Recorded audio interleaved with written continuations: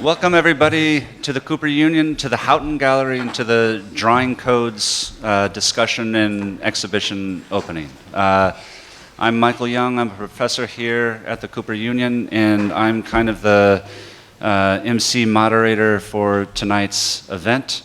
There's a number of people we need to thank that helped put this together. First, our deans, Neda Tarani and Elizabeth O'Donnell, for all their support. Stephen Hillier and everybody in the archive for putting the show together and having it look as beautiful as it is. And Robin Fitzsimmons and Monica Shapiro for all the labor they've put into behind the scenes. And Mauricio Higuera, who is kind of everything for running all our events at the Cooper Union. So without further ado, the kind of schedule that we're going to do is I'm going to give a very brief kind of four-word introduction to our panelists here. Then I'm going to turn it over to the two curators, Andrew and Adam, who are going to talk about the Drawing Codes project in its second version and its ideas and trajectories. Each of our panelists then will speak for somewhere in between 35 to 58 seconds about their drawings. That are hung here. We're going to use this monitor as a reference, so that we don't have to peruse the room with every drawing. And then we're going to have a discussion. In the time remaining, there's a reception to follow. All right.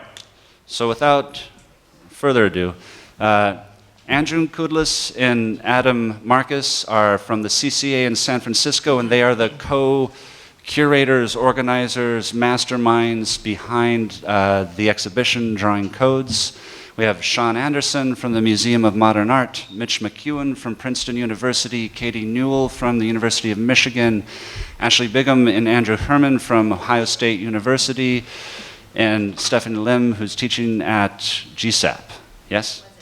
Was at GSAP and is now across the U from me here tonight. So welcome to all of you. Thank you for being here. This is fantastic. And maybe I turn it over to you guys to introduce things. Thank you, Michael. So again, just to reiterate, thank you to Nader, Michael, Stephen, and everyone else who supported the show and installed the show. It looks great, and we're really excited to be here. So I'm going to give a quick introduction, and then I'll pass it over to Adam and kind of go back and forth for a couple minutes. And then we'll let all of the participants talk about their drawings. So the show, the project started about 3 years ago. The first exhibition, the first volume opened in January of 2017. And it consisted, you can see on the poster on the wall right there, of 24 drawings that were commissioned for that exhibition. And based on the success of that, like we kind of just did the exhibition at CCA, and then we realized how easy it was to travel, and it started traveling around, and it seemed to get a great reception everywhere it went.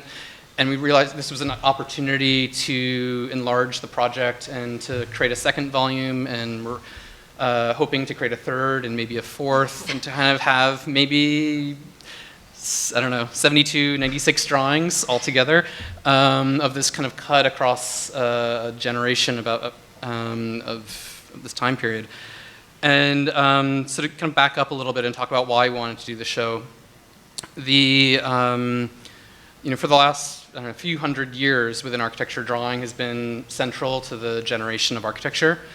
That only in the last 20 or 30 years have we moved from kind of a drawing-based paradigm to a model-based paradigm in the kind of the generation.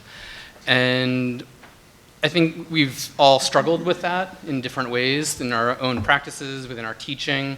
And we, one of the problems that have kind of appeared in this is that, if all the, going back, I don't know, 20 years now to like the paperless studio at Columbia and those various offshoots of that, there's this tendency within kind of computational design and architecture to kind of envision this world beyond drawing, instead of like that we don't need drawings anymore. that drawings often, in a lot of our professional projects are only needed for permitting, that they're like a legal requirement of the profession, but increasingly machines, other processes are fabricating directly from our models. Within building information modeling, obviously we're modeling first, and the drawings are algorithmically being kind of cut through that model, and they're kind of almost like we're outsourcing the drawings to these algorithms, and they're not really thought of as part of the production or legal requirement of the profession, but not part of the essential generation of the design.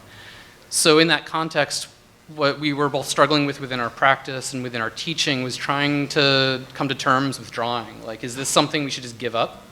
Or is there another role for drawing? And is it not just kind of a retrograde, like we need to go back to sketching? I'm not saying sketching's not important, it's definitely important, but is there another way that we can think of drawing beyond the way that is kind of outdated with the kind of traditional CAD, let's say?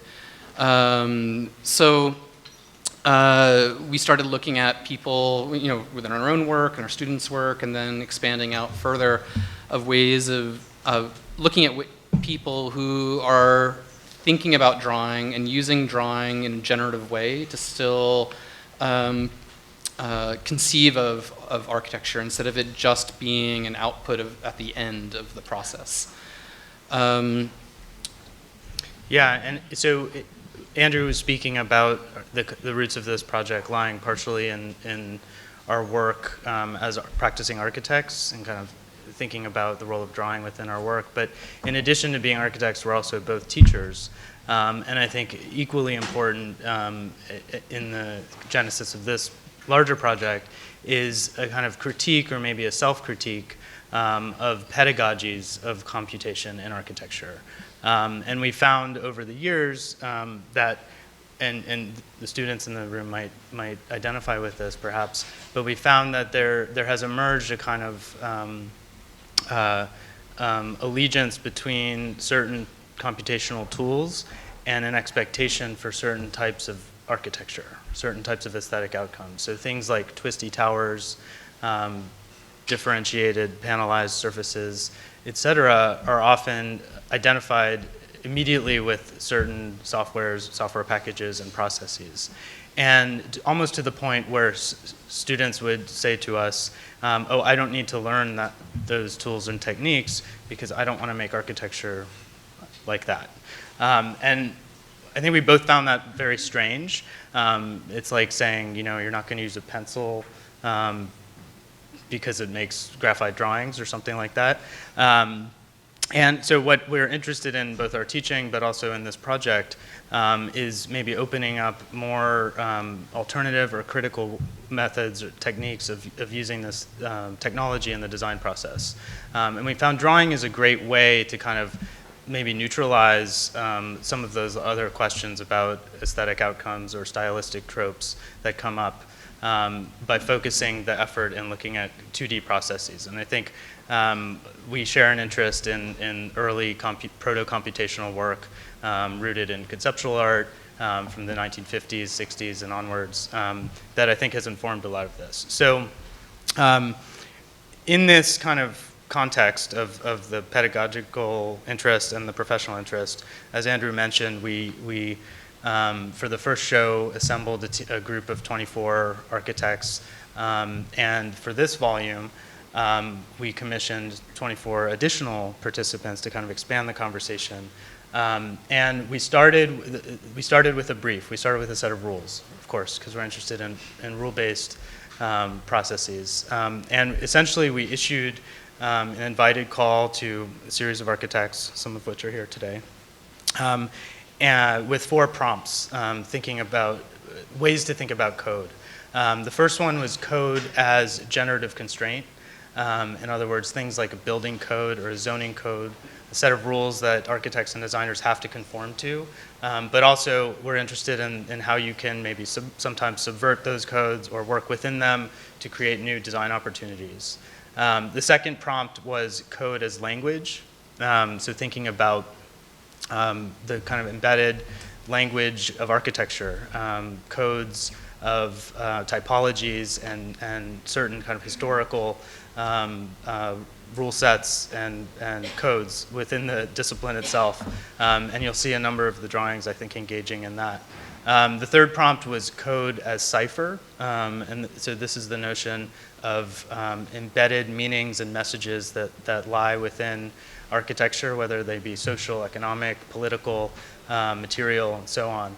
And how the act of drawing can sometimes reveal those codes or maybe even further conceal them. And the last prompt is code as, oh my gosh, I forgot. Generative. No. Language. I have it written down. Hold on. I prepared. Yes, thank you. Code as script. Thank you, Stephanie. Code as script, and this is the notion of a kind of play or a movie or a television show script, that a code is a recipe or a series of instructions to be followed, to be written by the designer, but then to be executed potentially by somebody or something else, whether that be a person, a hand, or a computer, and how that the person executing or the machine executing the script might execute it in a different way than the designer intended. And so I think you'll see examples of that here as well. So then the final part of the brief was a set of rules. And I think this was critical for the way the show kind of hangs together, in that we wanted all of the drawings to kind of be on equal footing. So we specified that all drawings had to be 25 inches by 25 inches. They had to be use black ink. And they also had to be orthographic. We wanted no perspectives or renderings or anything like that. But otherwise, people were open to do anything they wanted. So I think maybe based on that, we should go on and let... So like I mentioned earlier, we have a screen here. I don't know if everybody can see it. We're going to scroll through it. The drawings are 25 by 25. The virtual simulation image is 24 by 24. We scaled it just exactly that amount so we know what is real and what is not. But maybe the easiest, I have the scroller, and tell me when to stop, Mitch. Here? No? Here? No? This is a fun game. That's the last one. Wait a second then. What did we skip through? We didn't start at 1. No, we didn't start at 1. We started at Adair's. Ooh, very diplomatic. No? Soon. There, there. Yeah, Yeah. there you go. Okay. So I have less than a minute, you said? You take however long you want. Fine. It's up to you. So one of the fun things about making a drawing that's not part of a project is you get to title it. And so in titling this, I got to relate it to a Rauschenberg drawing that I realize is probably much better known on the West Coast than here, since it's owned by SF MoMA. But it's an automobile tire print, and it's from 1953. And it's basically, if you haven't seen it, it's about the width of this room, maybe a little bit longer, and it's made by kind of putting ink on the wheel of a tire. I think he did it with one of those other people, John Cage or something. And so it's a little bit, I guess, biographical for me to share that, because when I was in San Francisco, like early 2000s, I was really thinking about going into architecture, and I hadn't decided, which, if I did want to go into architecture. And I kind of used SF MoMA as my sort of thinking space. And luckily there was a Gordon Matta Clark exhibit that was there before it came to Whitney. And so, but anyways, this kind of thinking about the question of codes in terms of these material traces.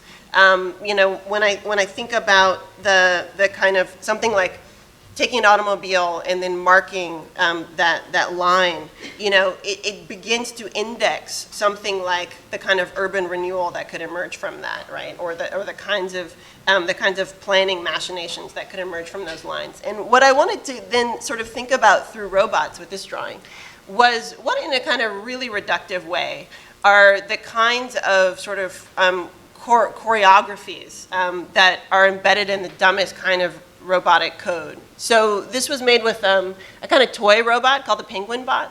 And it's basically the script, kind of playing off the idea of the script, was for avoidance. And so what it kind of maps is the way that avoidance, when it's responding in a feedback loop to the traces of its own imprints, right? So it makes the mark on the page and then it avoids that mark. Just kind of creates a recursive, just a kind of circle.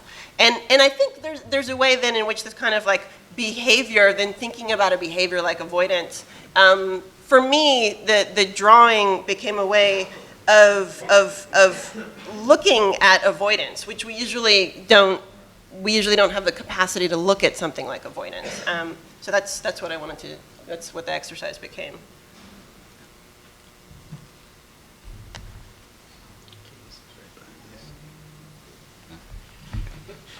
Okay, it's also right here, which is maybe a little fitting to talk about it in a way. Maybe also in relation to what Andrew was talking about earlier in terms of discussing drawings and how we work with that. With my firm, Alibi Studio, we don't do a lot of drawings. We instead sort of see the work that we do as literally drawing in space, so it's actually quite a very physical activity. And I was interested in actually this work trying to think of how to work on drawing something that isn't there, so something that's not possible to see. And so what is happening in this drawing is actually each of us, it's based on the onlooker to the drawing, will see something different. And I think it actually even comes up a little bit whether you're seeing it digitally or the physical version here. But what's happening is because it's working with light and dark and contrast, is that each of our eyes, based on how you either see the difference between dark and light, where your blind spot is, where your peripheral vision ends, you're all going to see something that's not there, which is actually patches of darkness and in fact lines that aren't there. And so really it's sort of a play on those kind of optical effects. So the work was done, I went with the version of having black ink everywhere first, and just making the entire paper, or using black paper really, to be the initial palette, and then I used light in the form of a laser to cut that away and have those sharp edges, so it really became a sort of subtractive, so physically subtractive project, but optically additive project. Stop. Thanks. So this work is actually from an ongoing series of experiments in our practice where we're working with historical fragments and disrupting them with basic computational techniques or methods of abstraction. Some of you may have also seen our ASCII drawings which do this.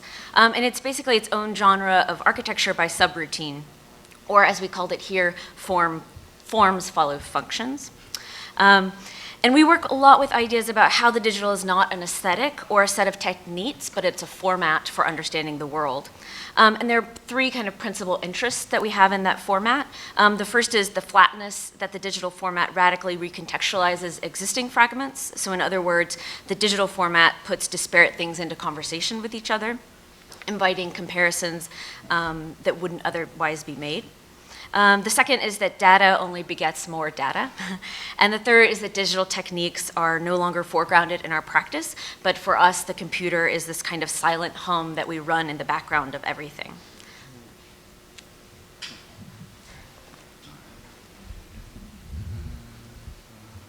Do I need to go the other way? Yes.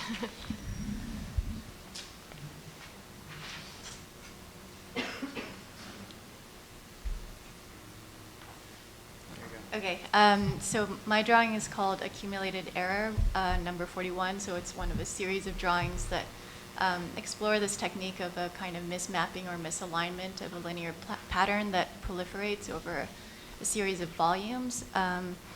The title refers to the mathematical definition of cumulative error, which is the kind of buildup of error over a sequence of procedures.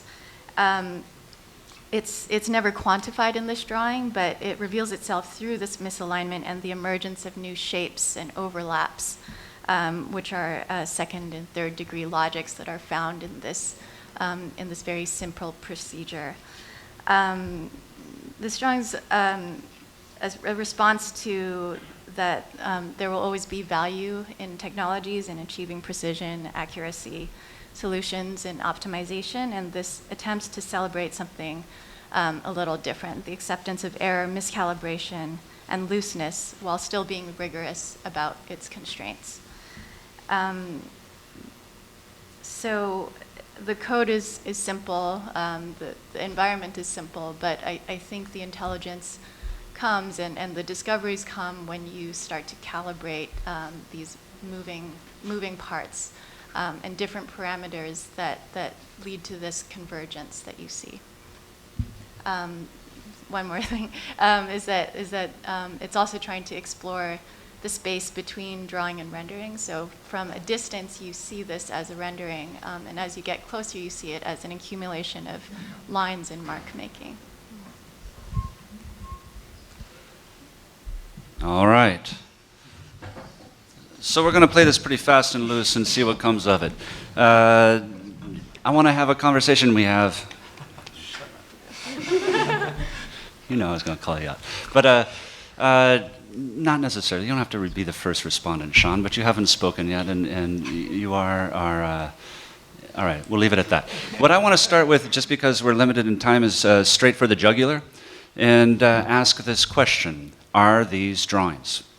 And I mean that, and I think we have to ask it. And it's an interesting question for this. 2017 Drawing Codes was being exhibited. At the same time, there's an exhibition called The Drawing Show. At the same time, there's an exhibition called Drawing Conclusions. At the same time, there's an exhibition called The Projective Inscription. Brett Lyman from the Drawing Center put together. So this is obviously on our minds as a discipline and as architects.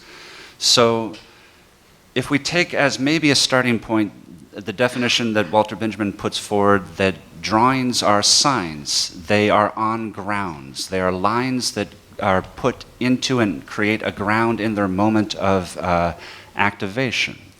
Different than marks, different than painting. That painting actually is not a line on a ground, but a mark in a matrix. If there is a figure in a ground in painting, it is made through the differentiation of tonal or color values, not through the establishment of what is surface and what is boundary or contour edge. And if we take that, whether or not we want to agree with it, we don't have to, but it's there for us to think about. Every single thing that passes through the rasterization of our monitors is a mark in a matrix. They are not lines on grounds. In which case, we're looking at a room of renderings of marks on matrices to appear within the conventions of drawing. This may be important for us as architects. We may need the word in the differentiation to act in the disciplinary manner that we do, or we may not.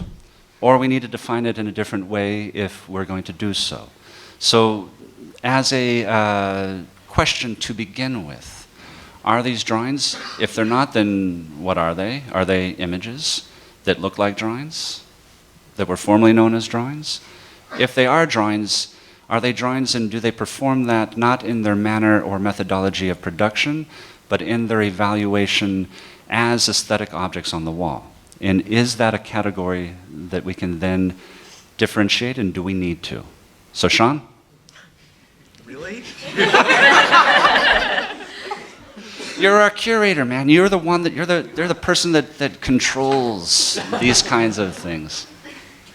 Well, you used the word control, which is a good byway into this discussion.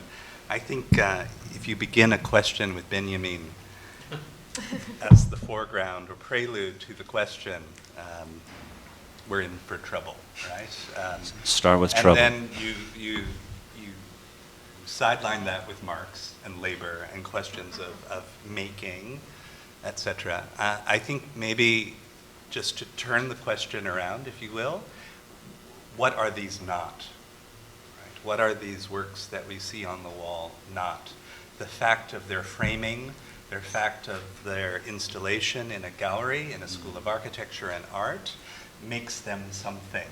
And inevitably, are they works of architecture? Are they works of art? So I'm asking more questions than answering your own. I think akin to Mitch's proposition of the tire as an act of registration, as an act of making a line in space. Inevitably, all of these works are drawings, because Do we have to use our hands to make a drawing? Probably not in this day and age. Do we have to print something in order to make it a drawing? By extension, do we have to tangibly transfer something from our hand or from our machine on a piece of paper or on a surface to make a drawing? Probably not. But the structure, if you will, that Andrew and Ben have set up, I think forces us to say that these are drawings. But maybe they are also interventions into not only what constitutes a drawing, but how we receive, understand, visualize, and perhaps experience them as drawings. So nowhere in the title does it say this is a drawing show. Right? This could just be code on the wall. And if we're reading these as codes or as condensations or coalescing of codes on the wall, then perhaps we're just looking at hieroglyphics and language and the act of making language and the act of receiving and understanding and trying to come to terms with this language. How's that for a response? Solid. Yeah. That was good. Who else? Well, I mean, your thesis, I think, applies to those drawings differently than these ones, right? Yeah. Right? Because you're talking about the kind of rasterization of the screen, but, I mean, the LaserJet printer or other kinds of, they don't necessarily rely on the rasterization. I think the implication of codes, I think, changes how your question operates, at least in these drawings, maybe not so much the ones on the screen. And I find it interesting we're kind of talking about the tension in drawings, because to me, the kind of the impetus of the project is much more the tension in coding. Yeah. That we would code for a reason that's not to model, right? Or we would code for a reason that would actually be to produce something that's not part of a larger project or some relationships between geometries, but are actually, to produce a drawing, and then how does that change the way we think about coding? So to me, that's sort of the real kind of polemic that the curator set up. It's somewhere between you, and that, like, I think it's called drawing codes. The emphasis is actually on both of them, in a way. Like the way I was saying at the beginning, that I really do question why do we draw? Now, especially the tools that we're using, the tools that were being produced for us by, Autodesk and other companies that they're automating a lot of the process of what we used to see as fundamental to the design process. And so I see that as kind of a crisis on one hand, but an opportunity to rethink the agency of drawing in another way. Like, can we think of drawing, sketching with code in the same way we think of sketching with a pencil, right? Can we think of the drawings not simply being how should I say it, like some of the construction documents that I would say are on the back side, and the way that they're rethinking what a drawing could be in relation, like Aranda Lash's drawing, for instance, the way it rethinks what a construction document is or what a drawing is. In that case, it's weird to have it printed, and that it's meant to be seen on a phone. The way that the limestone pieces are placed by construction workers is no longer with a dimension drawing, but simply you walk around until you know where you need to put something. And the phone tells you where to put it. So I think it's what I'm interested in. I think what we're interested in is the tension between, like, why do we draw, and what are the implications of the way the drawings are made currently? That drawings are automated, and we have no agency in the algorithms of that automation within Revit, for instance, and we just kind of accept the way the drawings come out. And can we turn that back and have more agency in the drawing, more agency in the coding as well?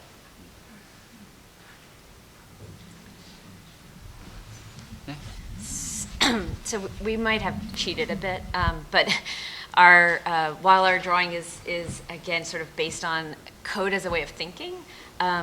We made it manually. So sorry. It's in the description, but at the very end, so you probably missed it. But but it was important to us. Well, I don't know.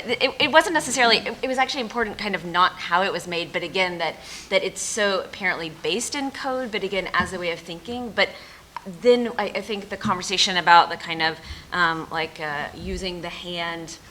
I think I often struggle with that qualification because I think actually this probably used hands more than drafting it would have or doing it in graphite simply because you're using both hands at once. You're copy, paste, scale, mouse. Like I think there's actually a lot of action that goes into probably all of the drawings that were made digitally.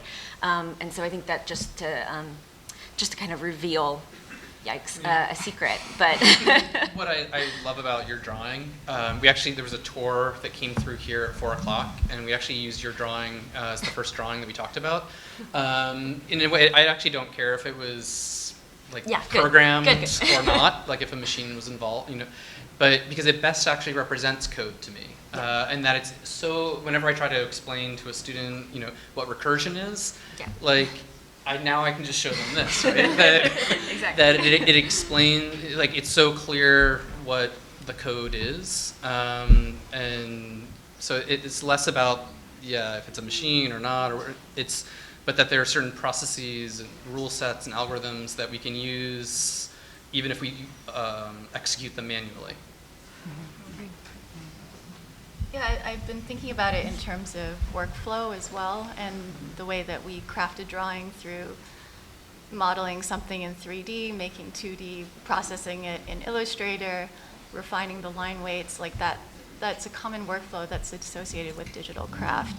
And as I was making my drawing, I was thinking about that because the output was actually a screenshot, which feels a bit hubristic to say at Cooper Union, but can there still be craft in a workflow that's more geared within the process of coding? So is it still a drawing even if you're not manually working with the lines, but the intelligence is coming before the lines are output? So it's a question and a kind of response to what other types of workflows could be associated with drawing.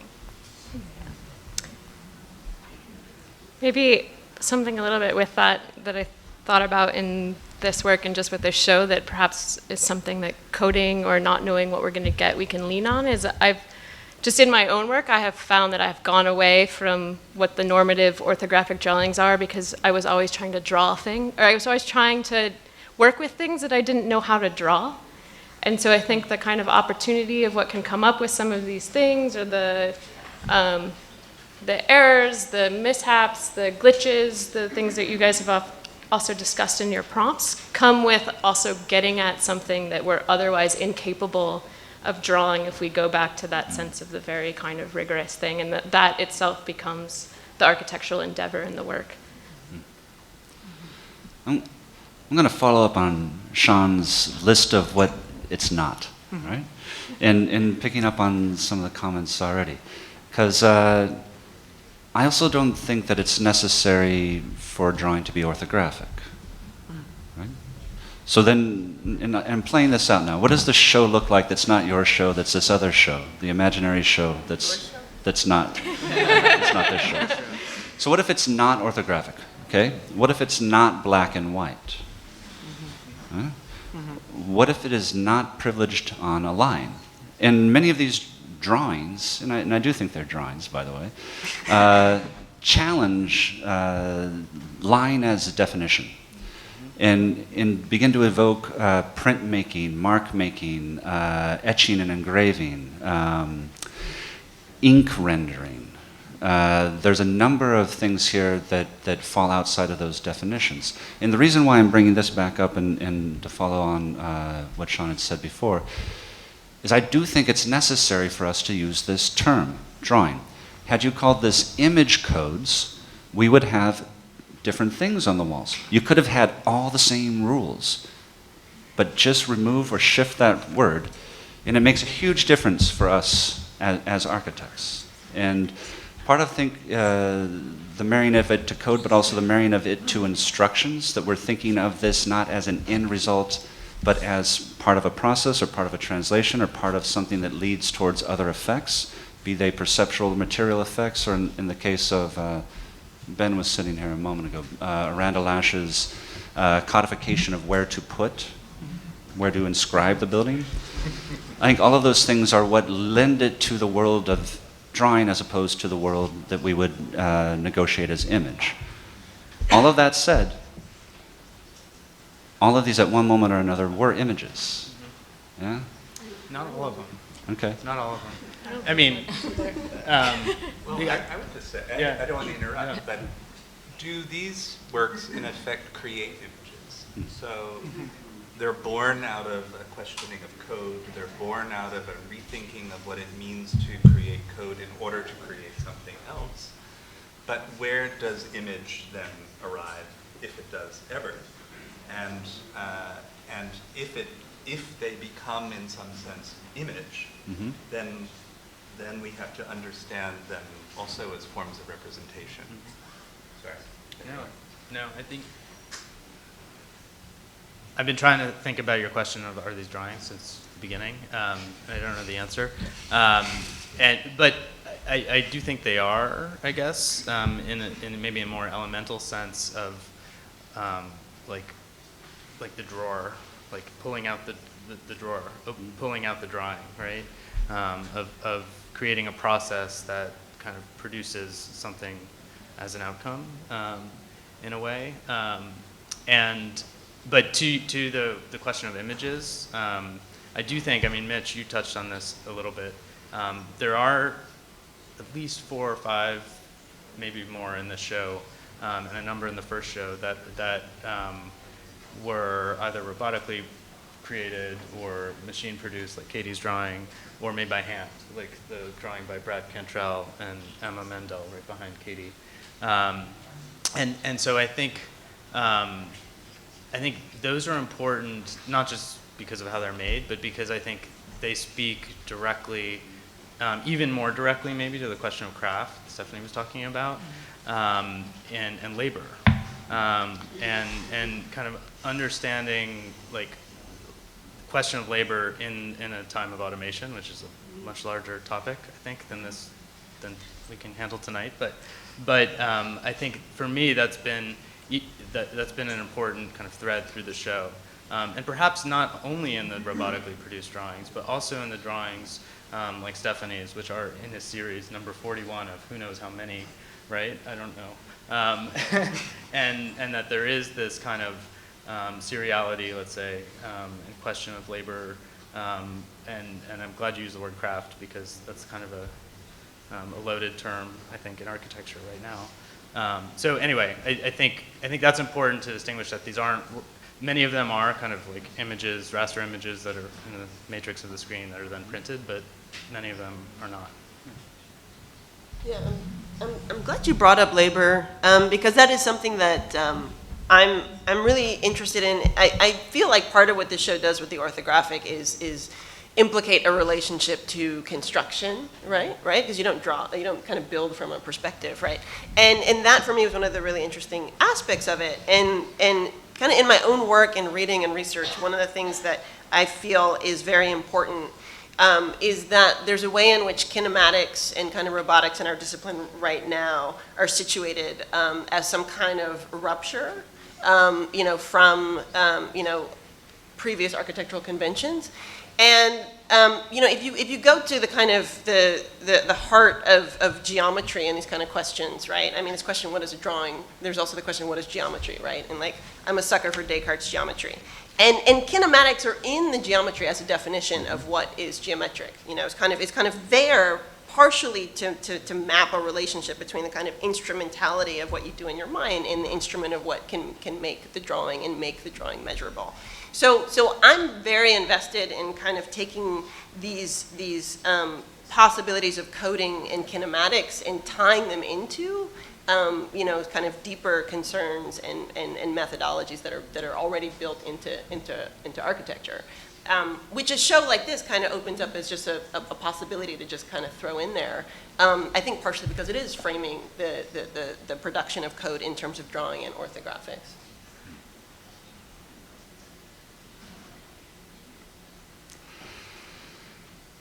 We do have several other people who are in this show and the previous show as well. And we also want to have a little bit of time here to open it up for some questions. So does anybody have something they want to throw out into the mix?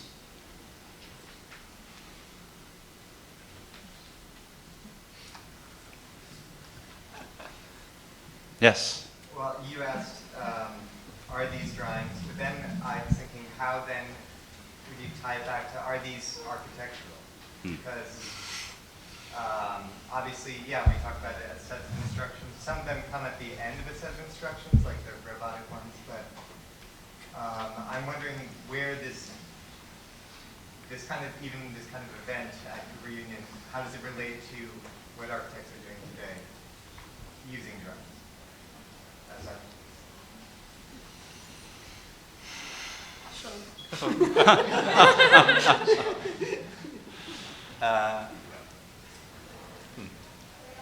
Well, I by way of maybe foreshadowing this discussion, I worked on an exhibition, I organized an exhibition last year at the museum about the kind of, this is like a prelude to this exhibition in which we were asking questions about the making of art in particular, but also with Cedric Price and his investigations of early technology and gaming and computational thinking. And I was very, very interested in this notion of thinking, right? This computational thinking that I think is very much embedded in these works, and they are very much architectural. I don't know if they are architecture yet, and that there's a kind of, I don't know, a kind of precarity that you find when you are viewing one of these examples, that they implicate you as the viewer. If you are an architect, they implicate you as an architect. And especially in our exhibition, we were looking at the 50s and the 60s, in particular, work by artists who also were confronted with technology and machinery that in many cases they had no idea what to do with it. And in order to make something, they created the ground or the platform or the structure through and by which the work came. So very much to your point, these are processes. And I think all of us and all of you have mentioned this word. They are processes, and yet they are also embedded deeply, I think, with agency. And at the heart of architecture and perhaps today especially, I hope that architects are fundamentally questioning their agency as designers, as thinkers, and obviously as makers. And one other thing I'd add to that, what does this have to do with architecture? Are these architectural drawings? Yeah, and you could ask that question literally, because most architectural drawings are not framed. They're not in this format. They're not in a gallery. They're meant as translations, instructions, either in search of design or as a way in which to project a future design into the world. As both Andrew and Adam stated, this has been under transformation in many different ways. But what I would say is that this has something to do with architecture because of the insanity of the discussion you're witnessing. Nobody in the world of art would have this discussion in this manner, just saying. And the other thing that's necessary to say is that regardless of their translations towards constructions, drawings have a role in the disciplinary discourse that architects engage in. And all of these, in a way, are entering into and commenting upon an architectural discourse through drawing. And so for me, actually, what I'm trying to get at is actually the reason why they're still drawings is they're in the discursive, disciplinary, architectural world that a drawing operates. They push at it, they pull at it, they test its boundaries, they're asking questions of it, but in those ways, they are all architectural. Yeah, Jaffer. Yeah. Can you talk a little bit more about the rejection of perspective as a kind of driver of the project, and maybe like to reiterate Michael's question? I mean, it seems a lot like this is such a taste-based project, like the black and white, the 25 by 25 inch, and it feels like obviously perspective, if we're considering this kind of code in the expanded field, perspective is built on the code and rule as well. So just wonder where, and I guess this is more about the curators, but I'd be curious to know what the drawers have to say about it too. Yeah, I mean, it's a great question and totally fair. To be honest, I think speaking for me at least, it was really to impose rules and constraints to try to create to put all of the works on as much of a common kind of level and ground as possible, so that they could be talked about as a kind of single body, in terms of the color and the format, the size, and so on. The perspective question, I think what our intent there, again, speaking for me, you should answer this too, but was to try to get or to neutralize the rendering conversation. And this, I think, comes maybe more from the teaching side, in that there are these kind of processes of like push button algorithms and processes where you can create images very easily that are depending on algorithms that other people design. And we were interested, we wanted just to avoid that, I think.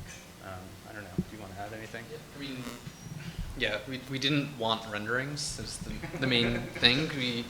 It goes back to images, I think, rather than drawings. We tend not to think of renderings as drawings as much as we used to, maybe, when they were constructed by hand. And it was also, I can't remember, it was Mitch or Katie, actually, I can't remember, someone down that end said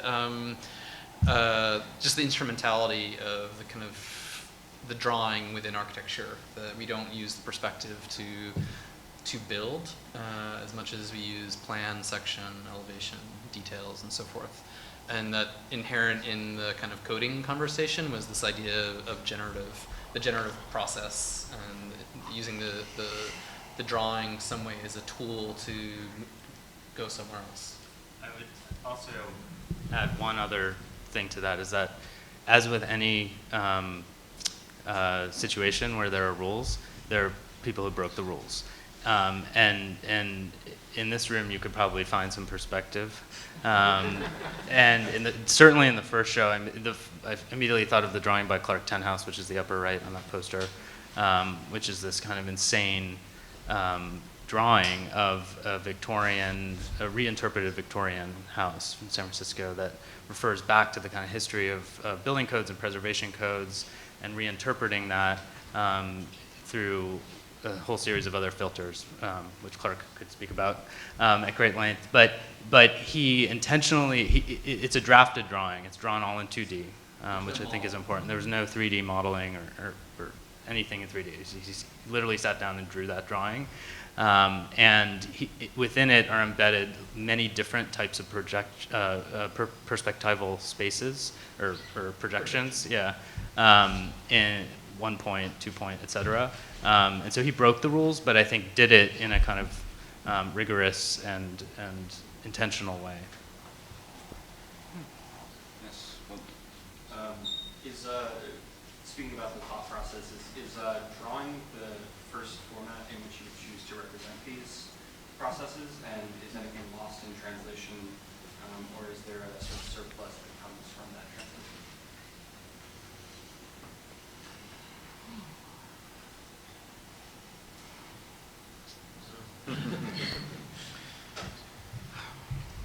I'm going to answer your question also by answering Jaffer's, because one thing that I forgot to mention is mine is actually an elevation of a project that's underway.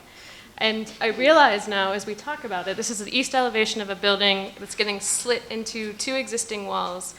And Jeffrey, I realize with your question is in terms of actually advancing that project, the other 2 walls can't be studied in elevation. They have to be studied either in a different, for me it'd be through making something that would allow me to see it in mock-ups and that sort of thing, but that it doesn't actually come. And so upon the invitation of coming into the exhibition, I was relieved by the fact that it required orthographic, and I thought, great, I can work on that east elevation because its main study gets to be, it is a straight-on vantage point just like that.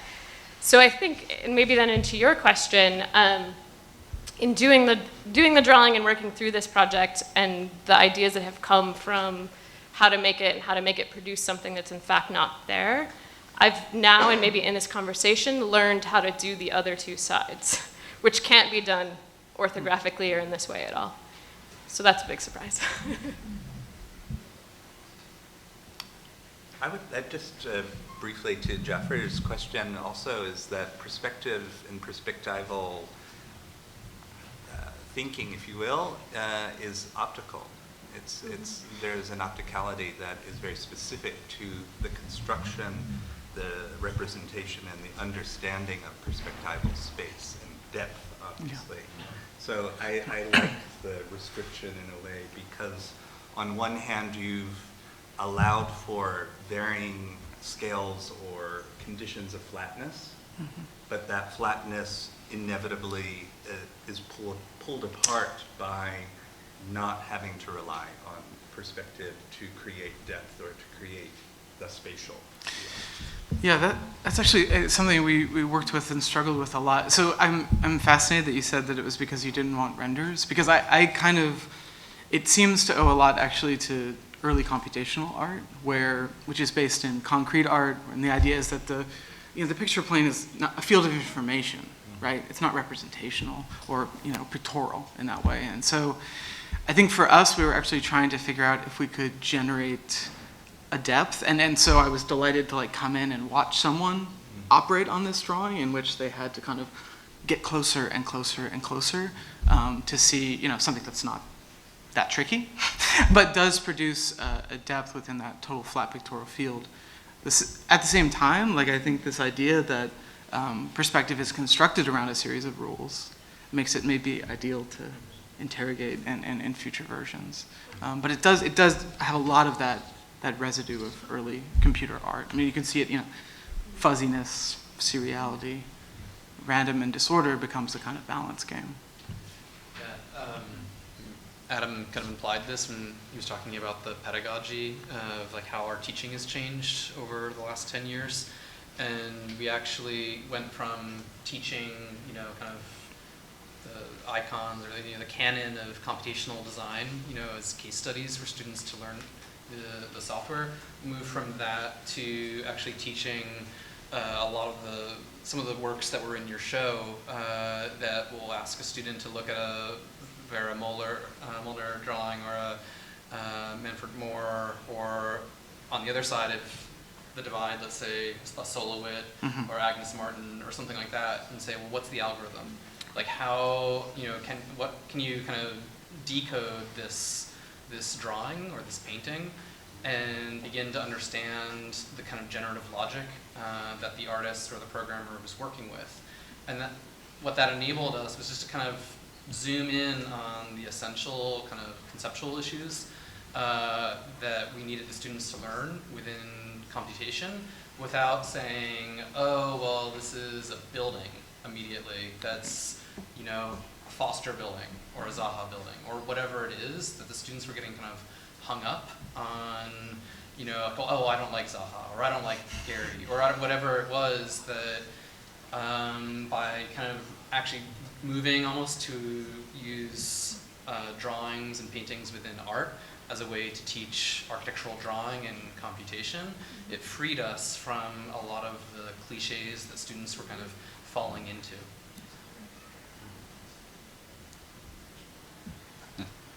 My question is kind of related to what you were just saying. Do you think it's useful for pedagogy or moving forward as a discipline to kind of move past maybe the dichotomy between of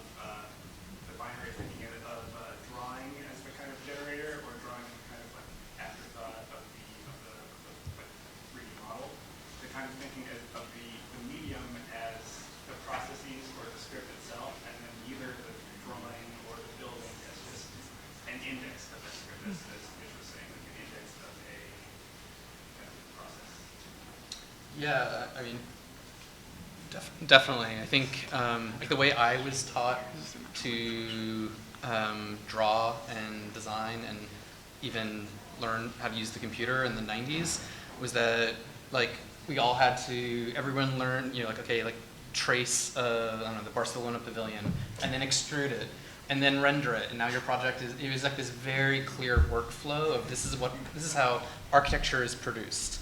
At least what we've tried to do at CCA within the kind of design media classes is to make sure that we're teaching students to go in multiple directions kind of simultaneously from, like, you could start from a perspective as the beginning of a design. You could start from a material. You could start from a drawing. You could start from a model. As long as you know how to make the jump from one media to the other and to know when you need to stop using one media and that it's non-productive, and that to jump to another media and the value of that other media, I think is the most important kind of process. And you know, going back to kind of the show and what we were having difficulty with was that too often within the profession it seemed like drawings were just not necessary anymore, and within academia there was almost like a movement against them, you know, the paperless studio or design to production or whatever you want to call the different modes. And this was just to kind of argue for, you know, not to say those things aren't a certain workflow that's valuable, but there are also all of these other workflows that we still need to kind of recognize that have value.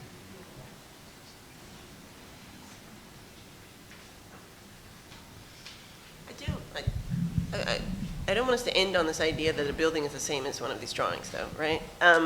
Because there's a way in which, you know, one of the things that we do in architecture, we don't just make one drawing for a project, right?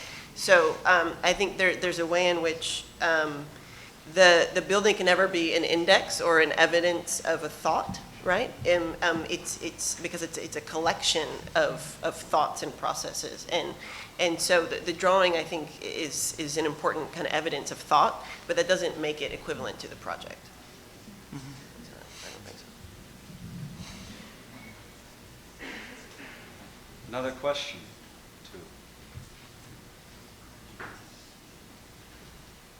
Or if any, I know there are a few other contributors to this show.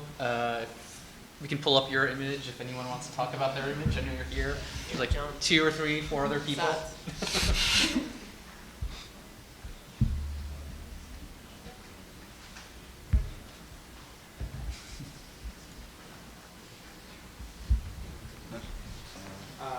So obviously there are a number of rules applied from the start. I'm curious what rules were added based on your own ideas, and then also maybe how does that carry out in your practice? Do you add rules just because you want a rule there?